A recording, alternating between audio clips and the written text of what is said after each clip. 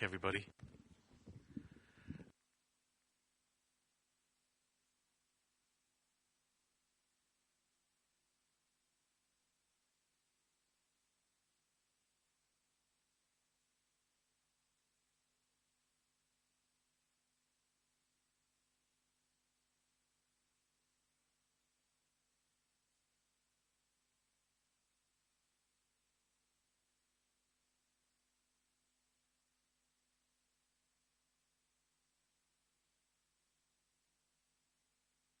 Professor O's lectures. You click on Professor O's lectures, you've got all the lectures he delivered to us in Schmitten. And you've got not only the PowerPoint slides,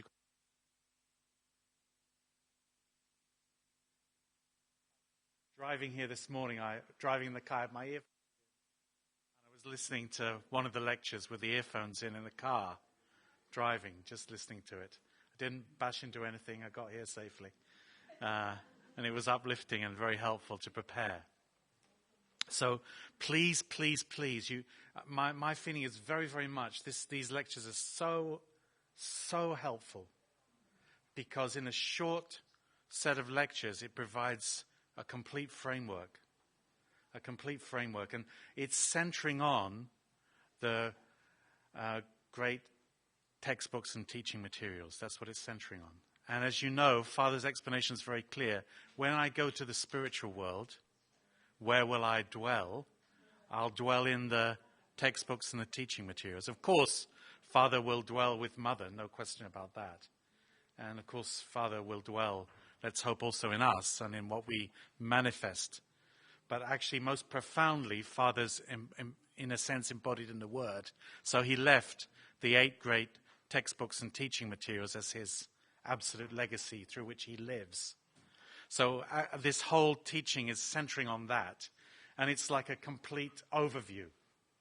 So, when I've been teaching the principles, it's often occurred to me, when you go into the principle, you get into particular parts, and you go into depth in a particular part, but actually to understand that part, you need to see it in overview. So it's like, when you don't know London, and you just use the underground system, you pop up somewhere, and you go in the underground and you pop up somewhere, and you have no idea how it all connects together. Do you know what I mean? London. You don't know London, you just come out of underground stations. So this is really, really precious material. It's the best short summary of the understanding of what Father's been teaching most recently that I've ever experienced. And it's all there. All of us can directly access and study it through this website. So I would strongly suggest, if you get a chance to use this every single day, you can legitimately use it as your Hundok, for example. It's entirely legitimate. When we were in Schmitten, we didn't have Hundok A. We just started at 5 in the morning with these lectures. It's really, really helpful to grasp this, so I strongly recommend that. As I'm sure you heard from David, since 1996, Professor O had direct one-on-one time with Father. Many, many, many, many, many times. And also he was there with Father on almost every single occasion. But he had direct one-on-one question-answer interaction with Father. So it's incredibly, incredibly precious on that level. So we're only giving you a very short part of it. There are many, many more lectures than we can cover in 4 hours this morning. But you can be as if you're in the workshop. You can watch the slides. You can listen to the sound. Soon we'll put the videos up as well. But actually the sound and the slides is already very, very good. So this is the website. It's uc-europe.europeanoffice.net. uc-europe.europeanoffice.net. It's all there. Okay, I just wanted to show you something else.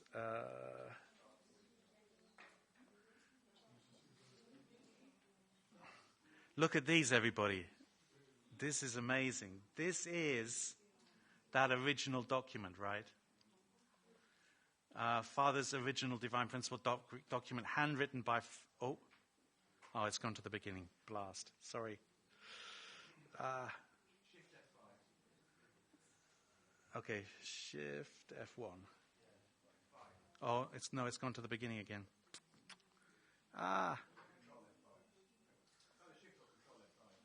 Okay, yeah, you can see it well enough here. Okay, these are the front pages, the front covers of the original document that Father wrote between the end of 1950 and the end of 1951 in Busan with the pencil sharpened by Wonpil Kim. These are the front pages of the different books that made up that 600-odd page document that Father wrote. And he actually went through a little bit more detail about various different pages. So this is part of the lectures. I'm not going to do this morning, but if you get into the material on the website, which is free access, you can look at this material. You can even read, you can read the Korean on there. Faintly, you can read it. And all of this original writing of Father, it's almost complete. There's just one small section that's incomplete, and that's made up for by Wonpil Kim's copy. Wonpil Kim made a copy, Hyewon Yu made a copy, Mrs. Kang made a copy, and there was one other copy. I can't remember who did that one. But 4 copies were made. So even what's missing from this one, which is only a small amount, is replaced by that. So that's all there. There's an incredible,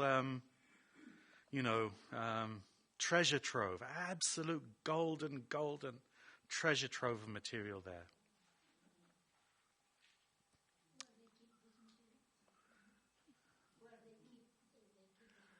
This is in Cheonjeonggung. Okay, so I'm going to start now, and I don't know how far I'm going to get. I've got, David was covering the first 5 lectures, but only managed to talk about 2 of them.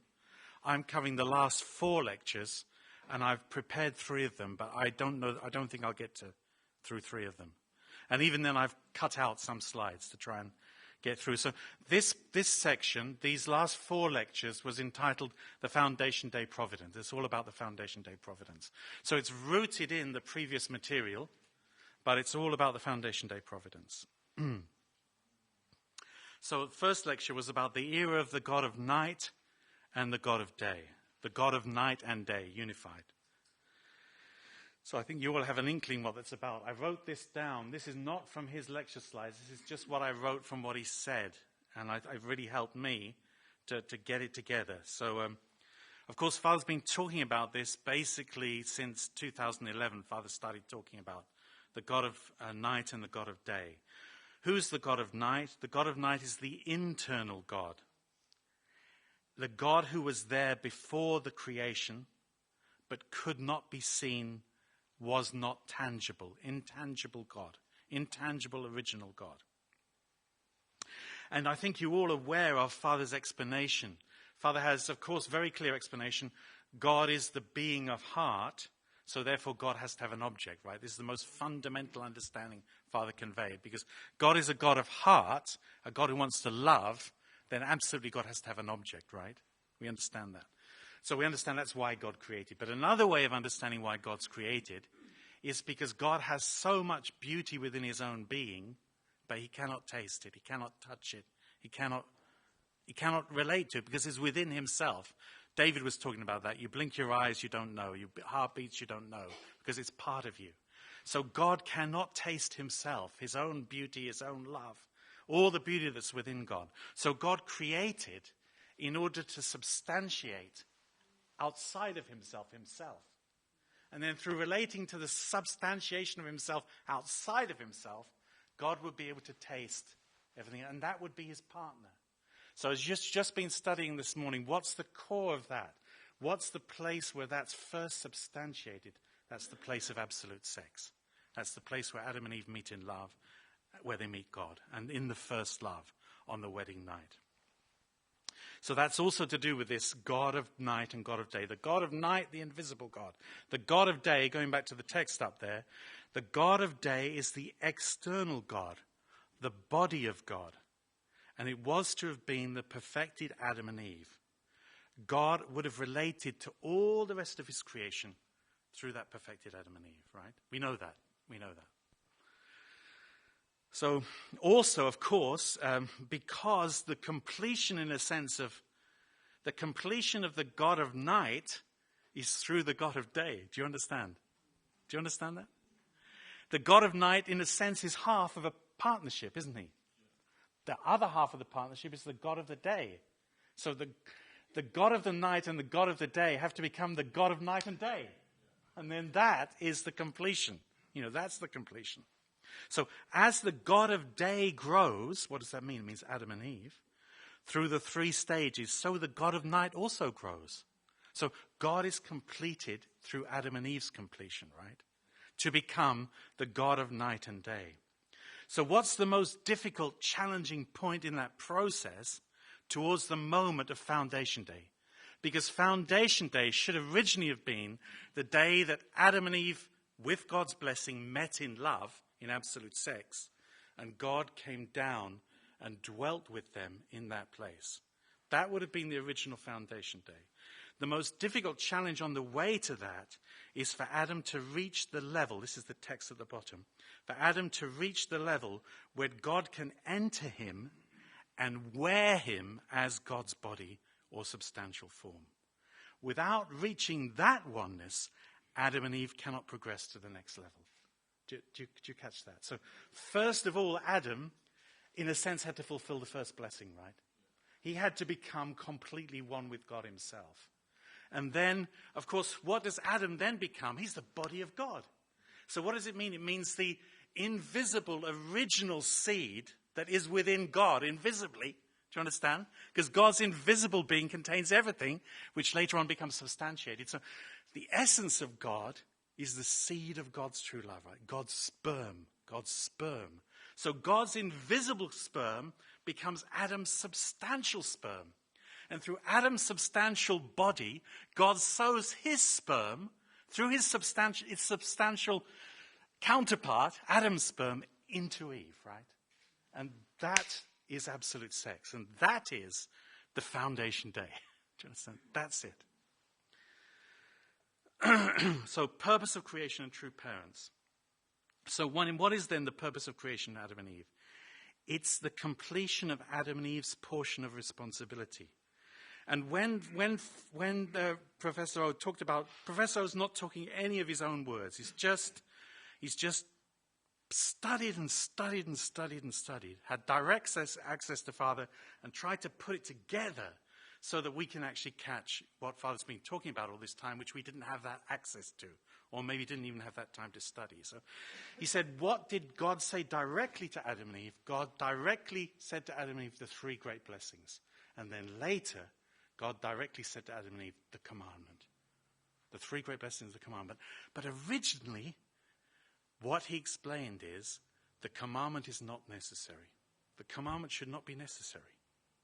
Not necessary. Only the 3 great blessings. And we'll get into this later to explain more why.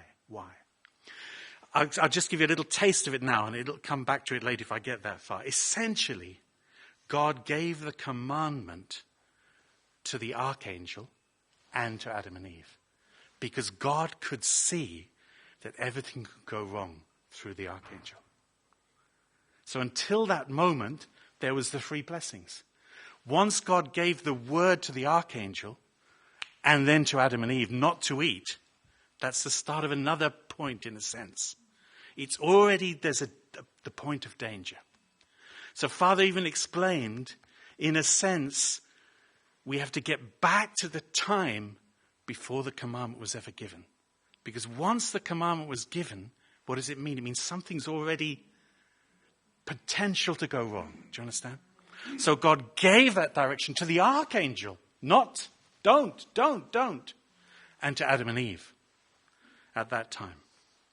So completion of Adam and Eve means completion of their portion of responsibility. Originally the 3 great blessings, and once the danger came, also to keep the commandment. Through completion of the 4 realms of heart and attaining God's divine entity, going back to the text, they have to do it through that, through attaining the divine entity. This is the terminology he's translating from Father's words, the divine entity, that is God. And through becoming the substantial being of absolute sex, resembling the divine entity of absolute sex, becoming God's substantial holy temple and achieving oneness between God and human beings. So that's that moment. Do you understand? That moment when Adam and Eve, under God's blessing, meet in absolute sex, in the sexual act, such that absolutely their meeting, horizontal meeting, is the effect of the vertical cause. The love of God, the love of God. So this meeting of Adam and Eve in love is, as it were, the substantial expression of what's going on inside the God of night, where masculinity and femininity are perfectly united. And God even, you heard this in the original divine principle content. God has sexual organs within the invisible God even. And God has sperm and egg. But then they're substantially expressed in Adam and Eve, right? And then when they meet, when Adam and Eve meet in love through the sexual organs in absolute sex, when seed and ovum meet, that's the moment, in first love, on the first night, that's the foundation day. So then they become the substantial dwelling place of God. They become the God of day. Adam and Eve become the God of day after that meeting, after that first love experience. They become the God of day to God's God of night, to the internal, invisible gods. The God of night, they become the counterpart, the body of God, the visible, substantial manifestation of God. So God is embodied in Adam and Eve. I wrote it slightly different in English because my understanding is that's what it means. So God wants to be embodied, substantiated in Adam and Eve, the invisible God of the night.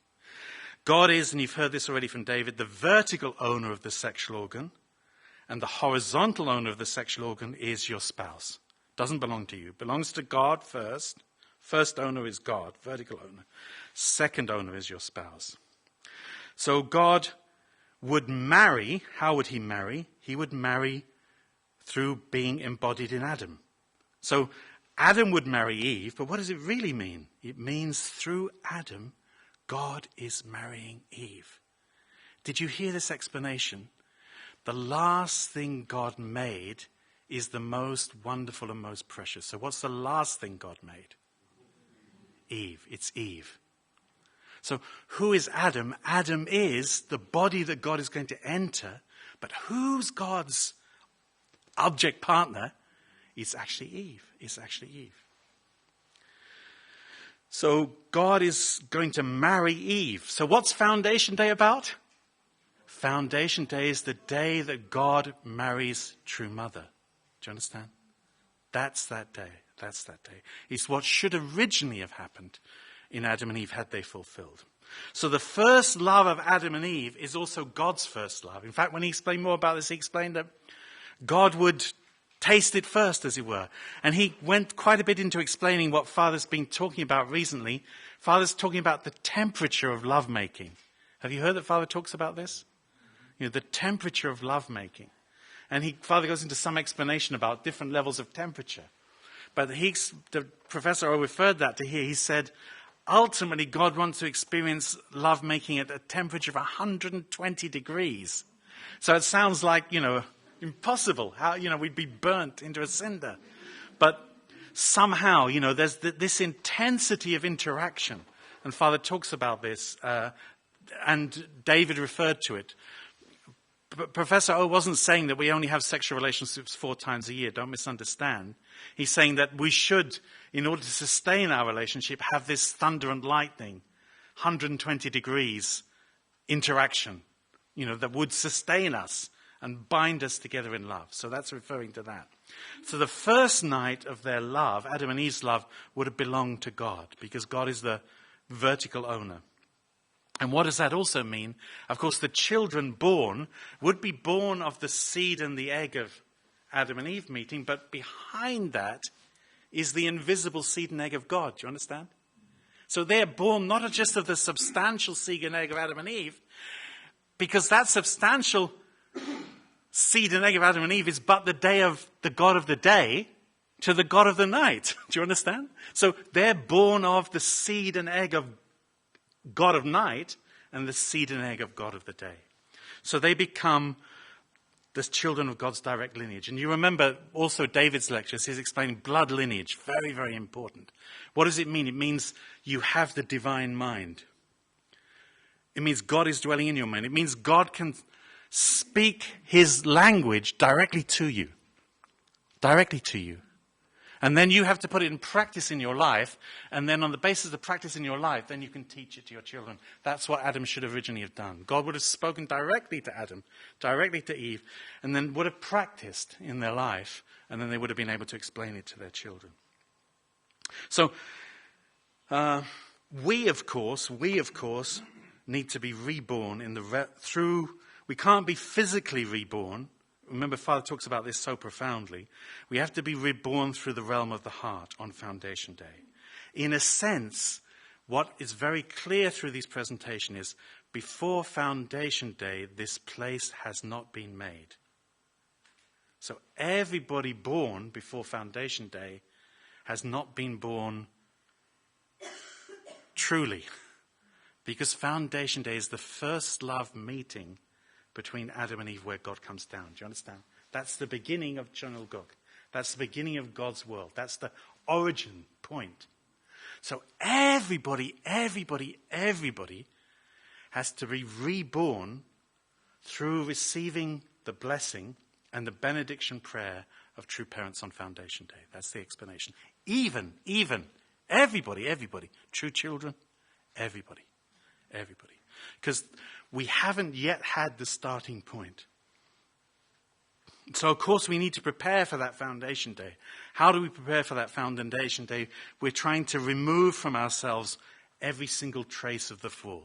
Every single, residue, every single element of the fall. We're trying to remove it from ourselves in order to meet that day. But, of course, we're not meeting that day because of something we've done or our merit.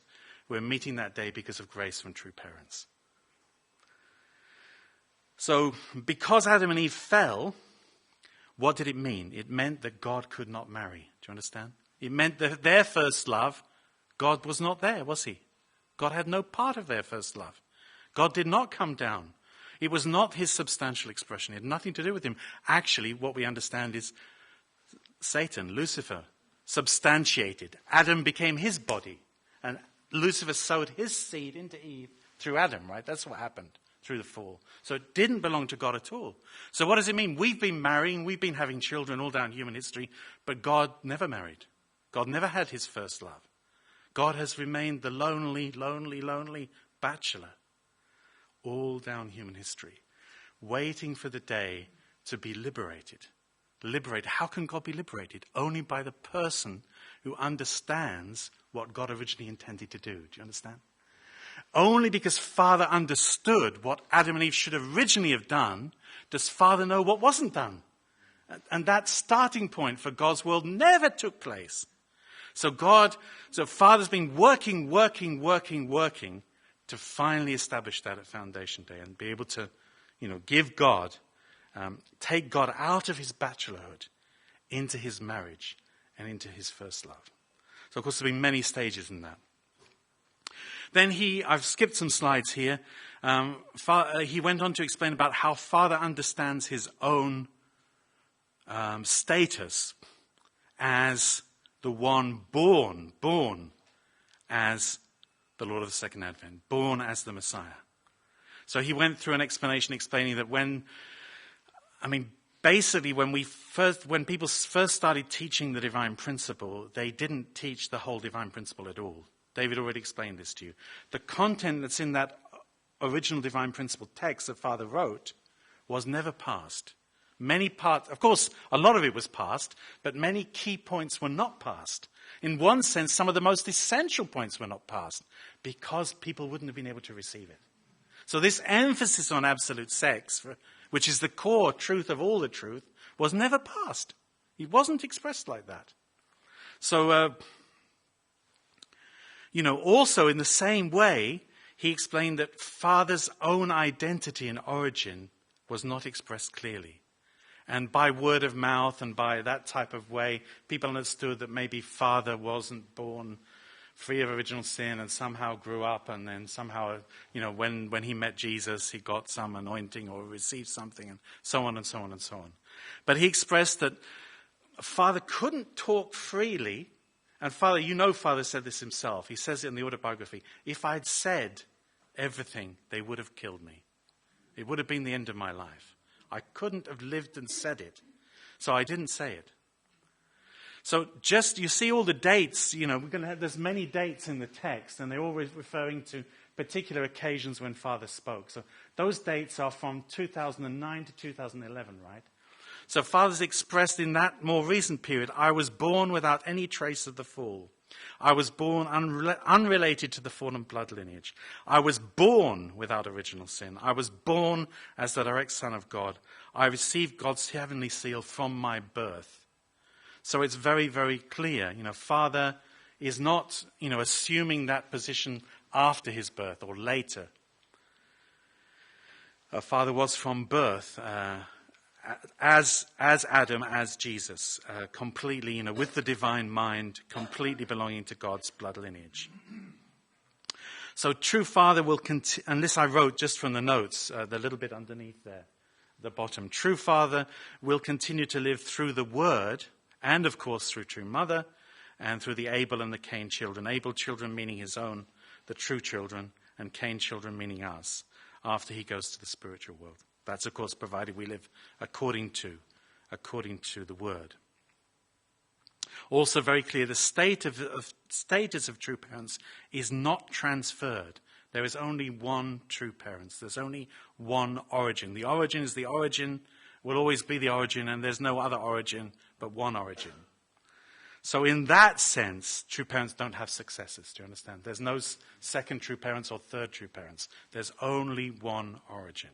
Of course, we all want to be successors. We all want to be, as Father said long ago, small sun, your moons, or as we are challenged in this content, actually it's saying that we should all become true parents of heaven, earth, and humankind. We should all assume that status. But nobody else will be the origin. So, very, very crucial point, of course, is the completion of Mother. Because, if Mother's not completed, then, of course, Foundation Day can never come. So, you understand this point. Father has to have a focus on completing Mother.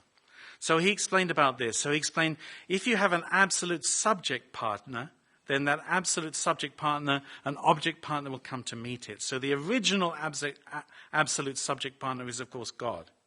And God's immediate object partner, in whom he's going to be embodied, is, of course, Adam. So God created Adam. And then he explained Adam creates Eve. And of course, the biblical story, the rib, and so on. So what does it mean? It means Adam is to become the substantiation of God as the masculine being. Do you understand? As the masculine creator, as the husband of Eve, as the father God in that sense. So God creates Adam, and then Adam is to create Eve. And then this is through a process, and David didn't have a chance to explain it. Please, please, please study these lectures. Professor O talks about the core thoughts of Father's whole teaching. And one of the critical core thoughts is about absolute faith, absolute love, and absolute obedience. So please understand, David and I have done minimal preparation to present these things this morning. It's miserable, our preparation, in a sense. We sat in the lectures, we heard them in Schmitten. We came home and were overwhelmed by so many things to do. We've tried to listen again to the soundtrack. We tried to go through the slides and try and catch it. But no way are we really qualified to deliver to you now. And that's the reality. So we've got to go away and study to be able to pass this content properly. So I didn't study the earlier lectures. I only studied the bit I had to teach this morning in more depth. I did look through one time. But my recollection of the meaning of absolute faith, absolute love, absolute obedience, I was very impressed. What I understood from it was, and David already referred to this, God perfected the principle, which is the blueprint of the whole creation. And once he perfected the principle, he himself maintained absolute faith, love, and obedience, centering on the principle. The principle became his subject. In other words, God does not break the principle. Do you understand? God himself keeps the principle. God himself has had faith in the principle. What does it mean? It's like a vertical. What? By golly, has God need faith in the principle? Because the reality is the principle's never been realized. Do you understand? The purpose of creation never happened. So when you put all your heart and soul investing in something and it never happens, what's likely to happen? You start to think, this isn't true. I've wasted my life. I've devoted myself to all this stuff that I believed in, and it's all gone. So what did Jesus' disciples feel when Jesus hung on the cross? When he started to think about, I must go and die, what was their understanding? What have we been doing? We understood we would sit on his right hand and his left hand when he sat on the throne. And now nothing.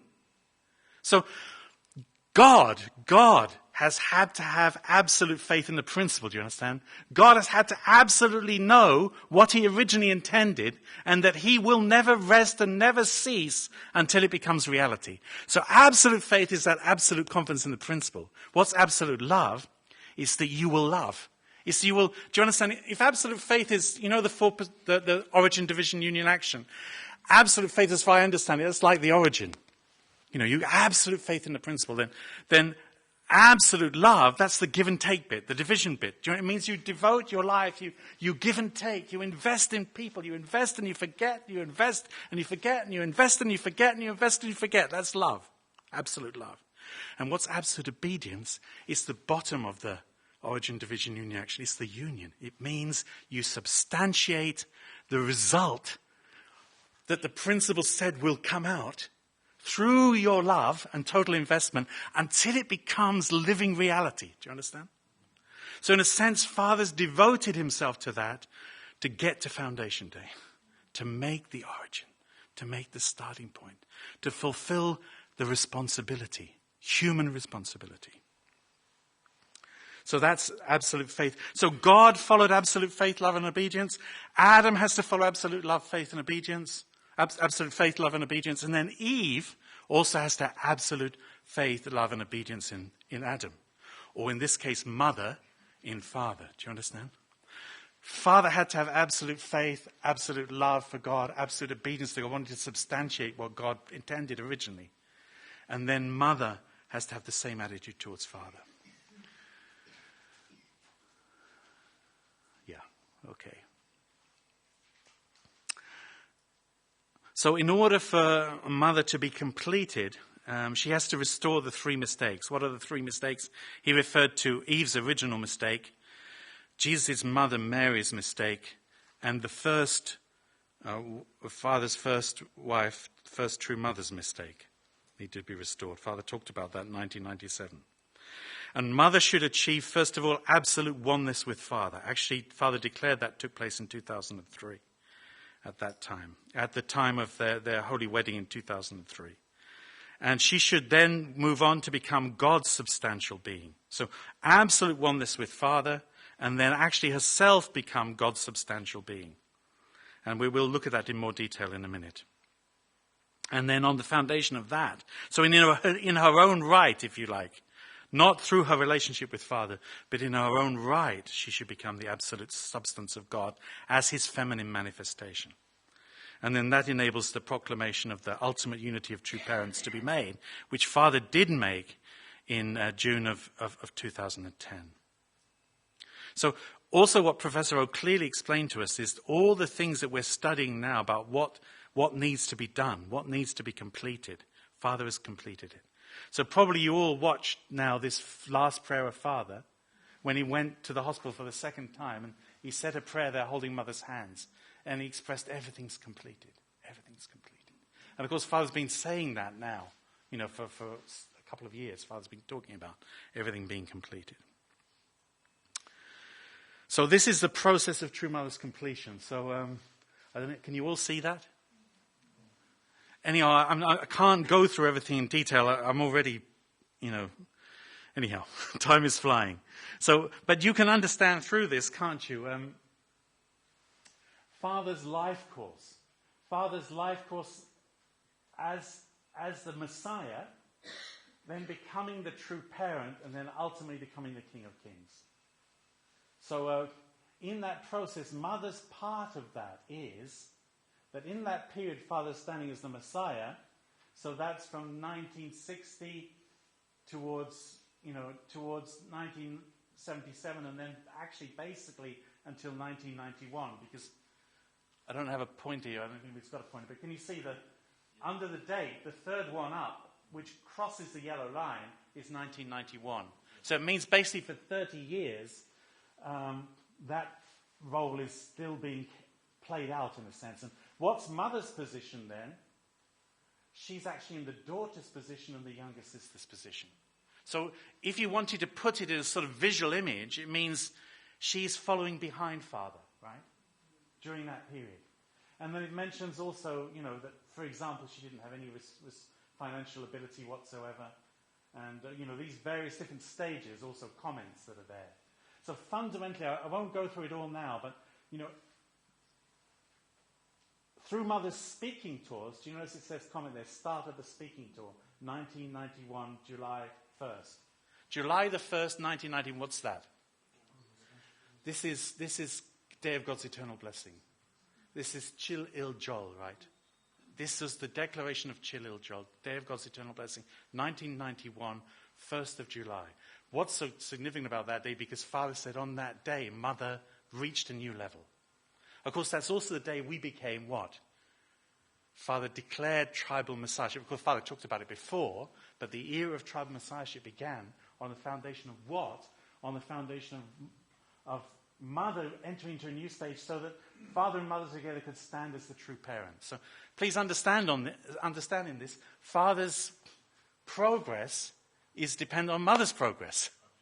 Do you know, we explained before that the God of night's growth is dependent on the God of day's growth. So in a sense, what Father can accomplish is determined by what Mother can accomplish. So Mother entered a new era, and then she moved from being behind to be beside Father. And then she moved to being in an equal position to Father. Then she moved to have equal authority to Father. Then she moved to have absolute oneness with Father. And that was marked in 2003 at the time of Father and Mother's blessing in 2003. And then she stood as the Queen. So through daughter, younger sister, wife, mother, grandmother, queen by 2003. And then crossed the line again. Crossed the line again, connected to Mother in her own right becoming substantial God. So how's that expressed by? Well, when Mother became equal to Father, it means Mother doesn't do kyongbae to Father anymore. When Father and Mother entered the situation of joint oneness with God, and the King of Kings situation means they don't kyongbae to God. Do you understand? Why do they not kyongbae to God? Because God is dwelling in them. They have their oneness. So, they're oneness already, so there's no need. They're not separated, and therefore kyongbaeing. They're actually one already, so they don't need to kyongbae in that sense. And the ultimate position, and this is a foundation day, 2013, 1:13. Mother becomes what? She becomes God's wife. What is this? This is first night. Jonathan, first love. First love. God present in Father.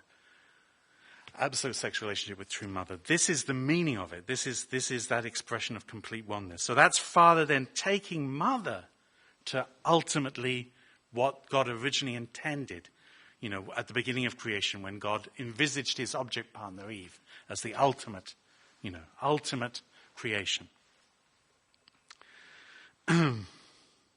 So, as a result of true Mother's completion, Mother stands in the completed position. And Father talked about that in Hawaii in 2008 on the 14th of May.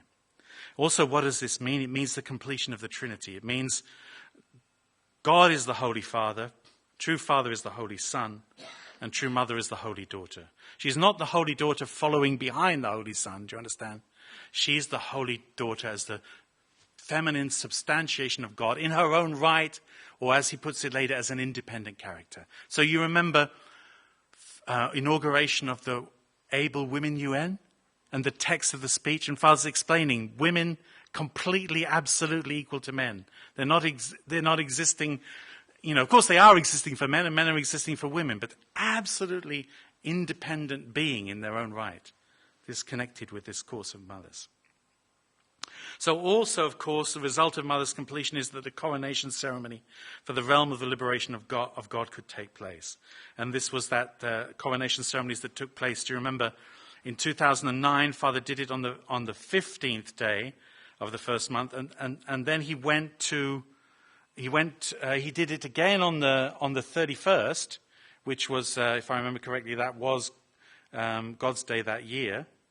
And then he went and did it again in America on the same day. Do you remember that? When he did the blessing there and he went in the same day because of the time change difference. He did it in Korea and then he did it in New York as well. That was that King of Kings coronation ceremony. And on the foundation of mother's completion, Father moves from Messiah to true parent to King of Kings. So Father can't move through those, the chart without mother's completion. And I remember being there on, which one was it? Must have been 2011. Day of Victory of Love in Cheonjeonggung, and Father standing there and saying about mother, you don't know who mother is. You don't understand who mother is. Because fundamentally without mother, having absolute faith, absolute love and absolute obedience, Father can't do it. He can't do it. He can't complete anything without mother's completion. So this bit here, result of the cosmic assembly. So Father's been holding all these speech events, right, called the cosmic assembly for the proclamation of the substantial word and the settlement of the true parents of heaven, earth, and humankind. Father's been having all these series of, proclamations. And in connection with that, Professor O quoted this quotation from the peace messages. If God talking about how God would have felt had someone completely accomplished the responsibility. If someone had come forward, I'm certain that God would have appeared in his dreams, carried the sun and the moon to him, and showered him with lightning of joy and thunder of ecstasy from the heavens. So that's God's, feeling towards the one who can understand and accomplish all these things, fulfill the portion of human responsibility that was never fulfilled. So what's the meaning of those cosmic assemblies? The meaning of those cosmic assemblies they are the event to chase away Satan from the cosmos and to absolutely declare the true parents of heaven, earth, and humankind as the origin, as the center around which the new world, because the world up until then has been a false world, not connected to God, didn't have the right starting point. The world that comes from the true starting point, and where Adam and Eve meet each other and God meets them, the foundation day, that is being established. So the cosmic assemblies were already, Father, completing the process in so much detail, with so much thoroughness, with so much heart towards the foundation day. Also, the cosmic assemblies were to clear up the past and start a new history. So Father expressed that in his New Year benediction in 2011. Clear up all the history since the fall. A new history of creation has started. The era when the God of night and day directly manages the providence. And again, you remember David was referring to what's the difference between Father and us. Father is managed by the God of night. And we are God managed by, in that sense, the God of the day. And of course, the God of night and day is the union of the internal, invisible God and the body of God, the visible manifestation of God, the substantiation of God, which stands at the center of the creation, which is ultimately the true parent. So thinking about it then in terms of origin, division, union, action, and later also the four-position foundation. So, there's the origin God, but the origin God, the invisible God, in a sense the God of night, comes down, and where does God, find his settlement place? Where does God find his homeland? Where's the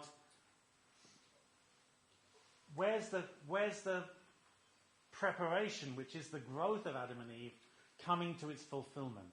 Where's the original foundation day? It's where Adam and Eve meet in absolute sex, on their wedding night, in their first love. And God comes down as the vertical owner of the sexual organs. And God tastes that love at 120 degrees. As the first, God in a sense has the first taste. And then through the division then, through Adam and Eve, the divided masculine and feminine substantiations of God meeting each other, the God of night and the God of day meet each other, and then becomes the united being. So that place they meet each other in the middle, that's transferred to the fourth position. That becomes the union. The invisible origin and the visible origin become one through absolute sex. That's at the meeting place in the middle. And then that's transferred to the united being, the fourth position. True father substantiates the word and creates true mother. And this brings true mother to the level of the wife of God. This is foundation day. And then you transfer that into four position foundations. So with that one, right, origin, division, union, there's no children, right? There's no multiplied body. There's no procreation. But with the four position foundation, that meeting between Adam and Eve and God, caused by God, becomes a multiplied body. Children are conceived and born. And that's the four position foundation. And that's the completion also, because, of course, to be completed, you need those three stages. You need it substantiated in actually children being... Whose children are they? They're the children of God's blood lineage. It means they have the divine mind. They have the divine mind. Or originally, as Father expressed, and Professor talked about this so much, and I never heard this ever before. He talks so much about the divine mind means you only have awareness of God and others. You don't have awareness of self. What does this mean? It means you're taken back into the Garden of Eden. What's the original Garden of Eden? The original Garden of Eden is the world before the commandment. Do you understand? Because the commandment already indicates that something is wrong. Something needs to be taken care of that shouldn't be there. So this is explaining then what's the cosmic assembly about. The cosmic assembly is about the completion of origin, division, union, action. And this is a chart to explain origin in different aspects, division in different aspects, union in different aspects. So the origin is the God of mind. The division is the God of body. God of body means Adam and Eve, becoming one in the absolute sex relationship. And then the union that results from that origin, division, union action is the God of mind and body. Or to put it another way, the God of night, and then Adam and Eve meeting in absolute sex, that's the God of day. And then you've got the union, which is the God of night and day. Right? Number 4, the parents of heaven. And actually he corrected that one. He said that should have been the parents of heaven and earth, the division. So Adam and Eve, in that sense, becoming one. And then all united together. So where do they unite together? The parents of heaven comes down to the place where Adam and Eve meet. And then that becomes the true parents of heaven, earth, and humankind. The divine self of divinity, which is the invisible God, the God of night, meets with or finds his counterpart in the division stage with the substantial self of divinity. This is the substantiation of God's masculine and feminine aspects, absolutely substantiated in Adam and Eve. They then meet each other at that center point. And then that's the division stage. And then that becomes the divine entity. And the divine word, which is, invisible, intangible word, becomes the substantial word in Adam and Eve at that moment on the original foundation day as it should have been. And that becomes God's words, manifested, substantiated in that coming together of God and Adam and Eve. So the purpose of creation seen through origin, division, union, action, it's the completion of the true parents, of course, but then what does it mean also, coming to the four-position foundation? It means it's the completion of the ideal family. It means God, Adam and Eve, their children, right? That's the family is established. God, Adam and Eve, their children. Then that becomes the completion of the kingdom of heaven, or the nation, if you like, or chunilguk. Because once the family is established, God, Adam and Eve, children, the nation has begun, right? The nation has its starting point. What he explained very clearly was any nation that doesn't have that starting point is not a nation under God. So all the nations that existed until this time in human history, they are not nations from God's point of view, because the starting point must be this origin, division, union, action, four-position foundation, which is the starting point of chunilguk. So foundation day, chunilguk begins with, that meeting place being made where God comes down and the Trinity is established, where God, Adam and Eve become completely one. That's the starting point. Then once foundation day is established, it means chonulgut can begin. What does it mean? Also, of course, it means we all have to be reborn through that starting place. We all need to be reborn through the grace of the true parents at that moment. So this is the core of completion of the purpose of creation. It's the completion of the true parents. That's what needs to be completed. So this gets on more specifically then to Trinity. So the Trinity is completed through origin, division, union, action. The origin is the one mind, the vertical oneness with God, the oneness of Adam with God, and the oneness of Eve with God. I think that also relates, of course, in a sense to, their individual perfection, the first blessing, that sort of meaning. And then Adam and Eve become one body. The divided masculine and feminine become one in horizontal oneness. It means absolute sex when God comes down, finds his dwelling, finds his home, has his wife and his first love relationship through Adam and Eve. That's the division. And then they become a union, the united being of God, Adam and Eve. That's the original Trinity. That's the fulfillment of the Trinity through the understanding of origin, division, union, action. So, as I said, he has a lecture about the core thoughts. So he explains about the core thoughts of Father's all teachings. So we're not covering that this morning. Very, very essential content. So, and this you can understand why Father couldn't say this stuff, right? He wrote this stuff down, but he couldn't have it said to people. When Adam's sperm and Eve's egg become one inside Eve's womb, God comes down vertically and the Trinity is completed. The Trinity is completed as Holy Father, Holy Son, Holy Daughter. So we know we've got this in Christology in a way, haven't we? But we don't understand his absolute sex, right? We don't really understand how they're meeting each other. But that's how central is absolute sex? So, the revolution is the revolution of absolute sex. And if we can't, that's the standard that has to be established. We can understand the preciousness of lineage and how God, in a sense, God can only come down and be absolutely one with our mind, or the heavenly mind become the divine mind on the foundation of lineage. Because, it's the seed and the egg meeting with the absolute presence of God.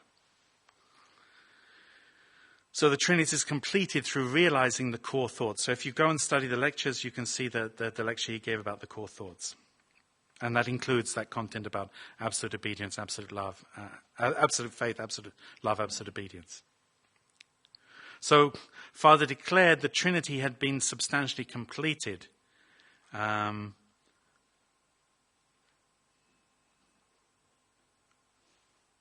During this, I think that means during this period, on the 5th of August, 2000. No, that's a heavenly calendar year. Heavenly calendar year. So the first heavenly calendar year, which of course is 2010, on the maybe the 8th of the 5th, actually, I think that means 8th of May.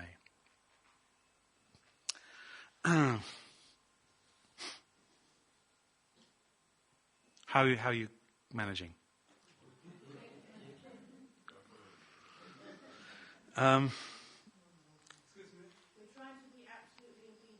Okay. I'm trying to. Maybe you can talk to me personally afterwards if you like, because we've got to finish. I want to get as much in as I can. So, rebirth, resurrection, eternal life, blessing. So, Father talks in his Cosmic Assembly speech. He talks about rebirth, resurrection, and eternal life. He talks about that content. So, and this is talking about true parents' holy wedding at the formation stage, the growth stage, and the completion stage. So we're going to think about that. And that's, of course, 1960, 2003, and 2013, that content. Human beings after the fall are reborn by the God of night and day. That's what happens on the Foundation Day Holy Wedding. The Foundation Day Holy Wedding is the holy wedding is officiated by the God of night and day. So in that we receive the rebirth blessing, the resurrection blessing and the eternal life blessing. But also over time, those relate as well to 1960, 2003, and 2013. And we move, and there's a spelling controversy in Romanized letters here a little bit, but probably you notice we're sending everything out now for Father's Songwa ceremony, and we're using SEO. Do you notice that? Whereas before, the ceremony, which we called the Songwa ceremony, is SEU. Okay? So now with the Songwa ceremony, of course, Chinese characters are completely different, right? Sound, maybe to our ears, is incredibly similar, but Chinese characters are different. So we've moved from the Songwa ceremony, which began in 1984 with Hung Jinim's passing. We're moved now to the Songwa ceremony, which is a ceremony of the Garden of Eden, right? It's a ceremony of the Garden of Eden. It's a ceremony before any trace of the fall. So that ceremony should be happening at birth, at marriage, and at passing to the spiritual world. They're all Songwa ceremonies. The original ceremonies in the original Garden of Eden before the fall. And that started, see the date there. Oh, I hope that's all right. That started 2011, 10/14. Father declared then. 10/14, what's 10/14? Means it's the anniversary of Father's liberation. Hungnam liberation, right? Also connected to David S.C. Kim's Songwa. Because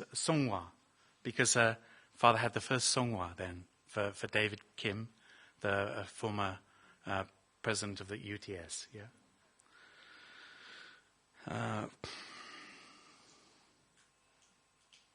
Sorry, I'm trying to make it change. There we go. Okay, so conclusion of this. This is the first of 3 lectures, and it's 11:30. Conclusion. The era of God of night and the God of day. The purpose of God's creation is the completion of the Trinity. So we understand that now through origin, division, union, action, right? And the center of that is where Adam and Eve and God become one through absolute sex.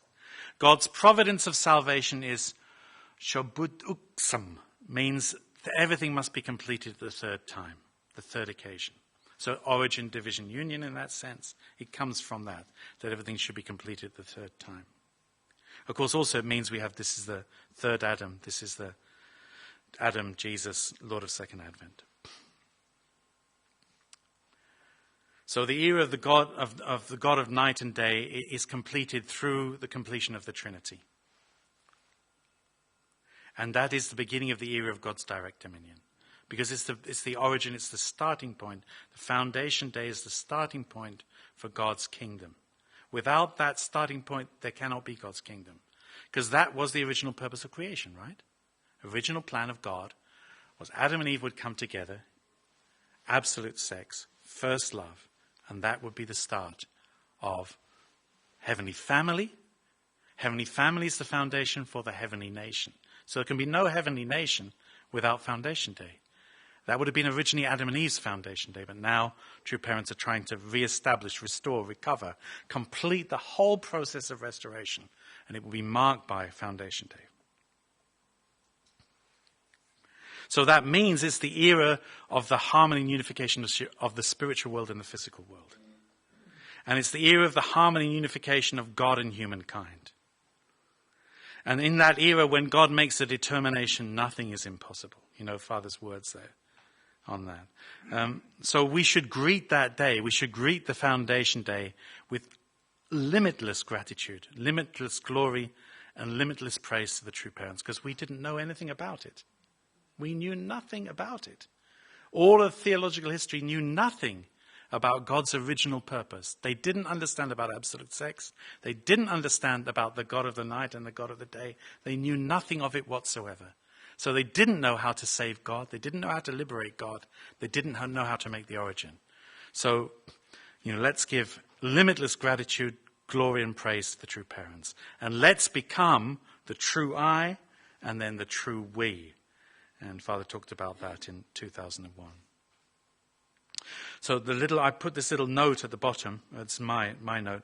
Once the God of night and day are one, things will progress more rapidly. We should have limitless gratitude to true parents. That's what Professor expressed. So that's the end of that presentation. So we won't break, but you can stand up and stretch or whatever, breathe deeply, whatever you need to do.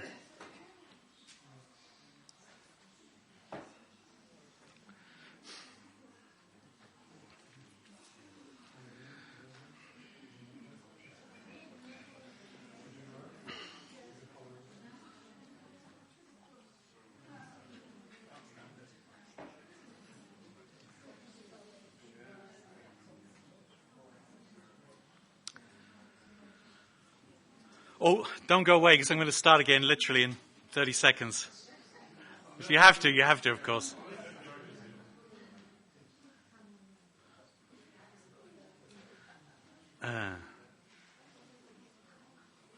So, I mean, I don't think we can get through it, but there's 3 more lectures. I prepared 2 more, but there's 3 more.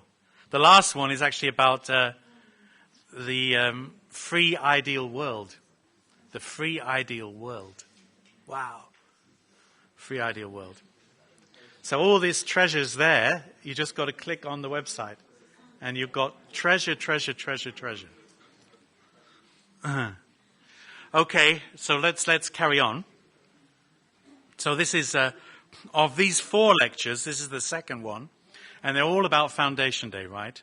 Lecture 2 is the completion of restoration and Foundation Day. So what is Foundation Day? Foundation Day marks the absolute completion of restoration.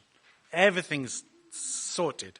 Everything's done. And on that foundation, the origin can come about. So you have to think, I have to think, we have to think how thorough Father is. How Father's leaving nothing. Father's not wanting to, Father's wanting to make sure everything is completed. So, as David mentioned, Professor was reassuring us, because when we heard these lectures in Schmitten, of course, Father hadn't yet passed, although he was very, very unwell. But he reassured us, Father has already completed all these things. So even from the spiritual world, Father can come and with Mother and have that Foundation Day. So, introduction. So the key words of the current providence, which is the providence to Foundation Day, are Foundation Day, and also to understand what Foundation Day is. What is Foundation Day? Foundation Day is God's wedding. It's God's wedding and God's first love, where God, as the vertical owner of the sexual organs, experiences 120 degrees, right? That's what it is. So, what's Father's word about that day? Foundation Day in the true parent's world of heart. Let's live together. Let's live together. Where do we live together? We live together in attendance to the heavenly family, in attendance to the true parents of heaven, earth, and humankind. Okay? And where is that place? That is the Garden of Eden. What does it mean, the Garden of Eden? It means the place before any trace of the fall. It means the world before the commandment. Do you understand? Not just the world before the fall. No. I never heard this, never understood this at all before. But he explained that Father started to explain, never explained it quite like that before. It's not just the fall. There was something that occurred which required God to give the commandment. And then already they were not really completely in the Garden of Eden before he had to give the commandment. But because before he had to give the commandment, they only had the divine mind. It means what? They can only hear the voice of God, because their mind is a divine mind. But after the commandment, what does it mean? It means they're hearing 2 voices. That's why they need the commandment. Because they have to know not to follow the wrong voice. They have to try to discriminate between the 2 voices. So where's that place we want to live together? It's the place we attend the Trinity. It's the place we attend the God of night and day. The God of night and day. Not the God of night and the God of day, but the God of night and day. The oneness. That's that place. And that is the original Garden of Eden before any trace of the fall. So the creation ceremony of the heavenly nation and foundation day. That's in a sense what foundation day is. It's the creation ceremony of the heavenly nation. So the heavenly nation is created centering on the heavenly family. So no heavenly family, no heavenly nation, right? No Trinity. Origin, division, union, action, right? Trinity. But then origin, division, union, action becomes what?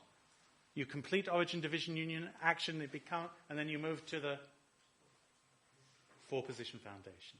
Means actually children are born. Children are born. So you've got God, true parents, true children.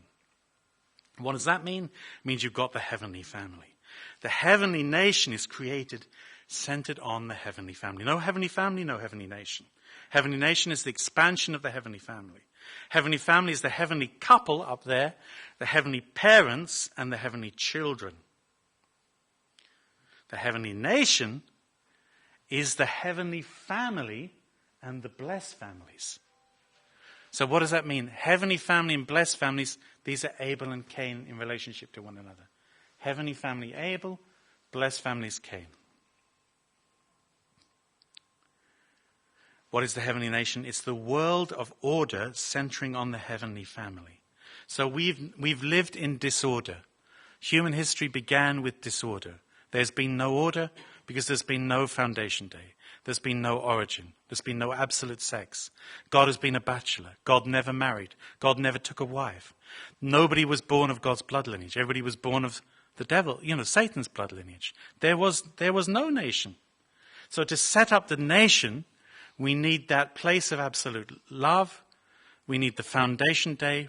We need the heavenly family, which means that origin, division, union, action has to become the four-position foundation. Children have to be born. So, as it mentions in the original divine principle, from one being to all beings. So there's one origin, and from one origin everything can expand from the one origin. And that's the definition in a sense. There is one origin. The world that God intended starts from one origin. Invisible origin, God. Substantial origin, Adam and Eve. God of night and day. So this is a very significant moment. Do any of you recognize this moment? Do any of you recognize some of the people on there? Of course you recognize true parents. Of course you recognize our international president, Hyung Jin, but do you recognize the gentleman with the beard there? Professor Harbhajan Singh, right? Professor Harbhajan Singh, Bexley Interfaith Forum, and former deputy headmaster and Sikh leader. That's him receiving the holy flame. And then the taller gentleman in the middle there, that's Abraham Haim. Abraham Haim is a very profound Jewish professor who lives half his time in Spain. And he was there as well, also receiving. So do you remember this occasion? This was on the second day of this heavenly calendar year, right?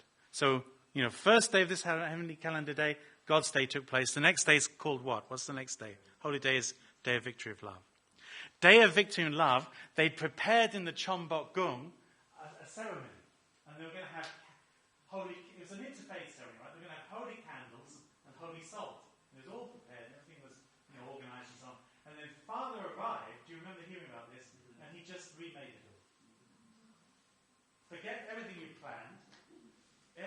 I'm deciding everything now, and from my decision everything will happen. And, the sense was this was a very significant moment. And what did we receive from that day? We received the heavenly candle, right?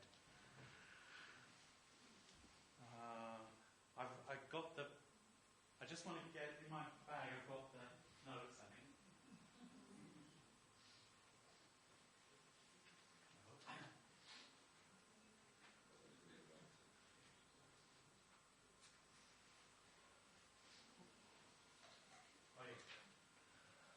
Do you remember receiving the heavenly calendar? We read the inheritance of the heavenly calendar. Yeah. Candle, right?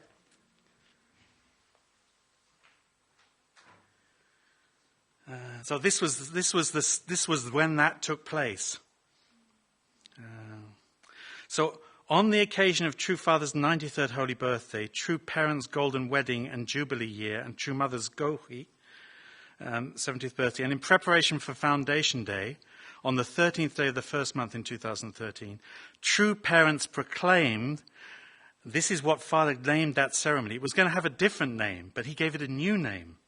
It was the conclusion ceremony and the commencement ceremony for the establishment of the heavenly kingdom.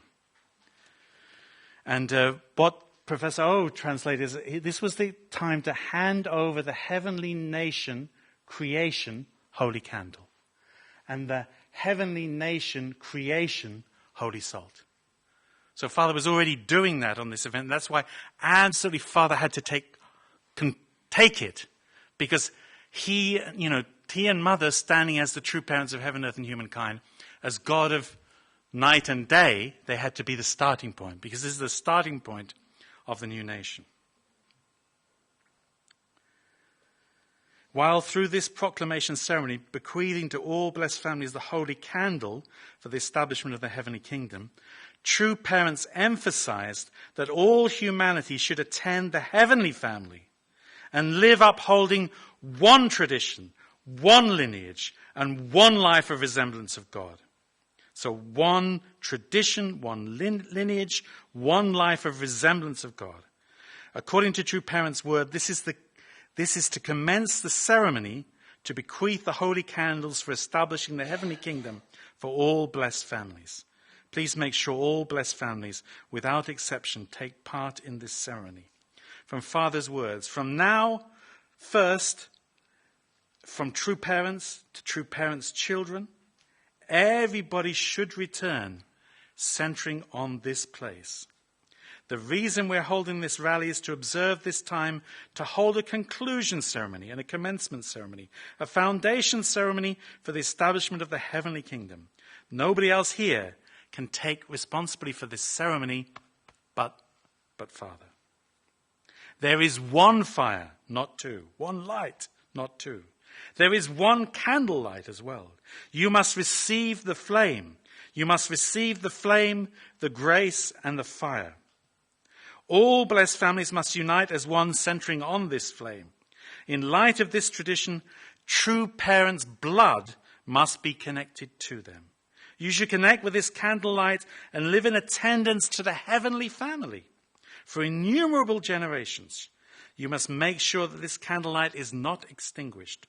All the world should light this holy candle during Hundok time and hold a Songwa ceremony.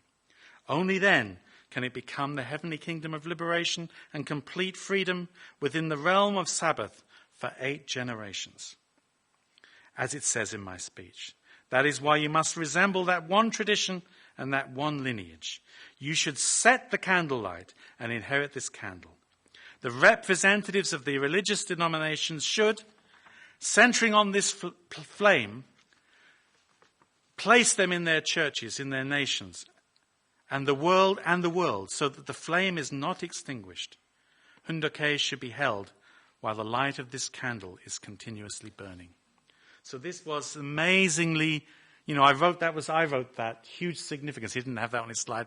He said, you can't imagine the momentousness of the significance of this moment.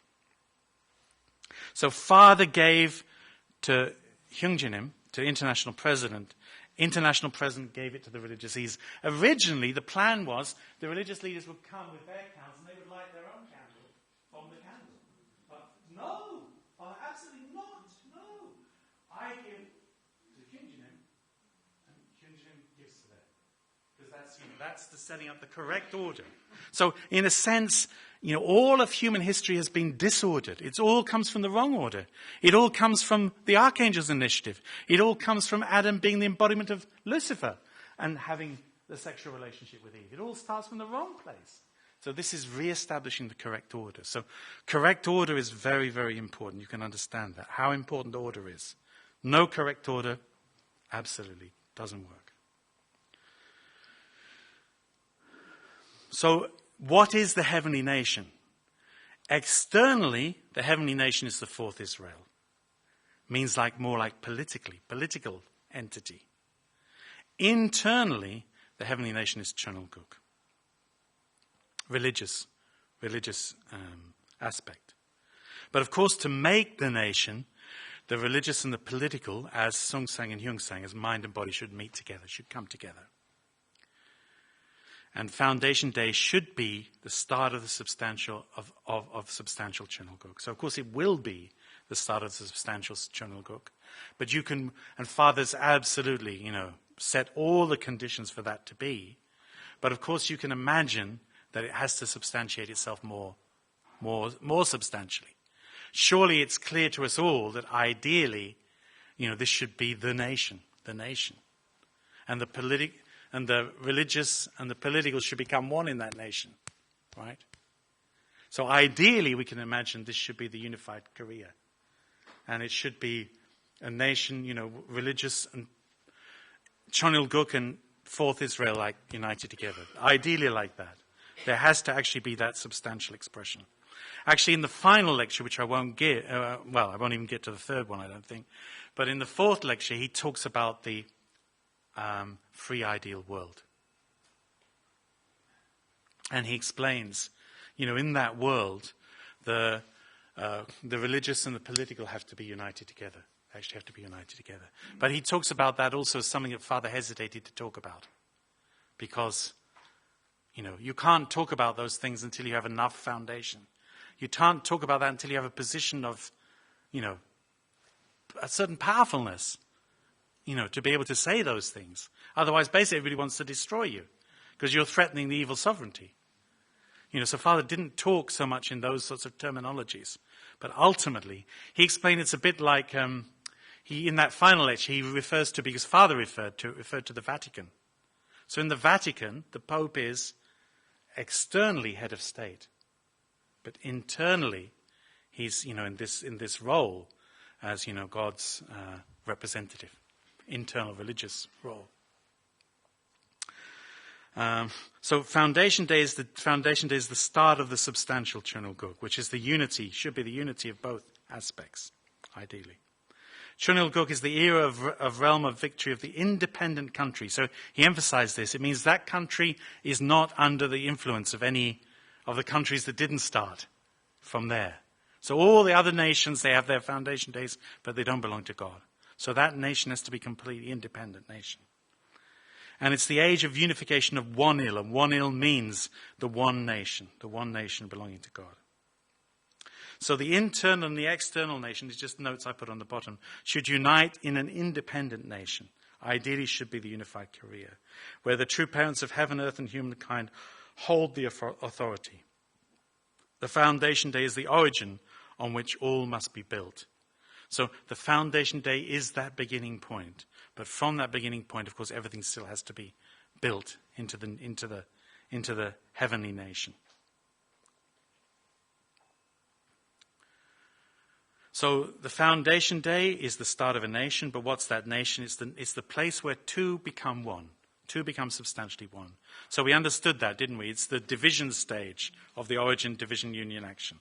True father and true mother. They are the substantial masculine and feminine representations, substantiations of God. And it will, of course, be marked by the third or perfection level holy wedding. So 1960, 2003, 2013 Foundation Day. This will be the holy wedding of the true parents of heaven, earth and humankind. Which is also, of course, we understand, God's wedding. It's when mother will become wife of God. It's the wedding where God and human beings also become one. It's the wedding where the spiritual world and the physical world are connected into oneness. So Father's speech, he talks about the association of the spiritual world and the physical world. And also, again, he emphasized from Foundation Day, our efforts will bear fruit more rapidly. So the Foundation Day is the start of the substantial heavenly family. It's the day when the heavenly couple is manifested. It's the day when the heavenly parents are manifested, true parents of heaven, earth, and humankind. And it's also a re-blessing day for everybody who's been born. Because until that point, until Foundation Day, no one's been born out of Foundation Day. So in other words, nobody was born. Even the true children. He was very, very clear. Everybody has to be reborn. So he explained the true children took the 10-14 cosmic blessing, right? They received the holy wine. Everybody who's been born, true children, blessed children, we all have to be reborn on the Foundation Day, through the blessing from the true parents and through the benediction prayer, through the grace of the true parents. Nobody has a proper base to exist. We all need to be reborn. How do we get reborn? We understand we can't be physically reborn. It's a heartistic process, isn't it? That's why it's very difficult to be Of course, through grace you can be reborn, right? It's done to you in a sense. But, we understand if something's given to you, the more you understand what's being given to you, the more likely you are to be able to prepare for it and to be able to properly receive it. So this content, not just the content we can share with you this morning, but the content of all those lectures, so helpful to prepare for Foundation Day. Tim Miller, you must study it every day. You must study it until you really understand it. Everybody, please, I've got to try and make myself really do that. Not because, we should, of course we have to study the 8 great textbooks and teaching materials. Of course we have to. But what I'm saying is this is the overview. It means he even gives in the middle lectures, he gives complete overview of all the great textbooks and teaching materials. He explains the significance of each of them and what they're fundamentally addressing. It's very, very, very helpful to understand their preciousness. And then we will receive the re-blessing. So the heavenly family's direct children means the true children. They will then be manifested based on being re-blessed. And then also we will be receiving the re-blessing. And we will be reborn as direct children. We will also receive, and he explained, we will receive the heavenly stamp or the heavenly seal. Heavenly stamp or heavenly seal. And he says he doesn't know exactly how that will be manifested. But Father has a heavenly seal. There is a heavenly seal. And that will become the evidence. Through receiving the heavenly seal, I don't know how or where or what, it will be the mark. It will be the evidence that we are reborn. And such incredible grace. Because, of course, no matter how much we do prepare, of course, we can never be worthy of that. We didn't even understand anything of what needed to be done. How could we be worthy of it? So the incorporeal God is embodied and manifested in the true parents. The incorporeal God finds the substantial God. God of night finds the God of day, and they become the God of night and day. God and true parents are manifested as a perfected being who has achieved completion, because the God of night, the invisible God, cannot be completed without the God of the day. It's the unification and oneness.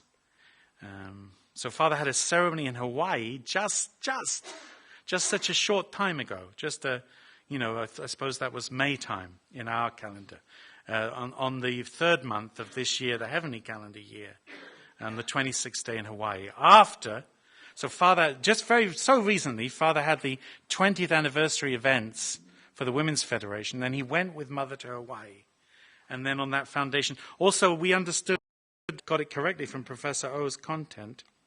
After that 20th anniversary of the Women's Federation for World Peace, Father already held an event before he left Korea, which was sort of like the internal inauguration of the Able Women UN.